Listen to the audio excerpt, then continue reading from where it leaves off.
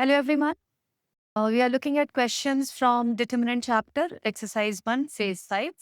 And so this is question number 46. This is question number 46. Let's look at the question. Question is a determinant is given to us with a value and determinant has variable inside it. So I think this is a simple question. This is a start of a question where equation can be in the form of determinant.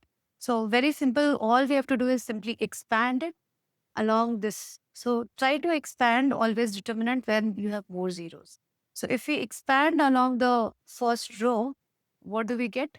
X squared into minus 8, so 8. And then plus 3 into 2x minus 1 is equal to 0. So this becomes 8x squared plus 6x minus 1 is equal to 0. Now after this is simple, anyway, any quadratic. Yeah. After that, yeah. So it is going to be any quadratic. All right, sorry, my bad. 11 is given. So you bring 11 inside and it will become minus 12 is equal to 0. And 4x squared plus 3x minus 6 is equal to 0. And after that, just solve like any usual quadratic.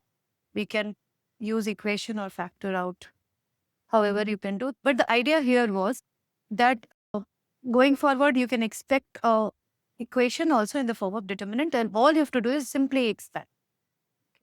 And then you'll get the equation and you have to solve it how we have been solving before. So I think the answer here is 1 and minus 7 by.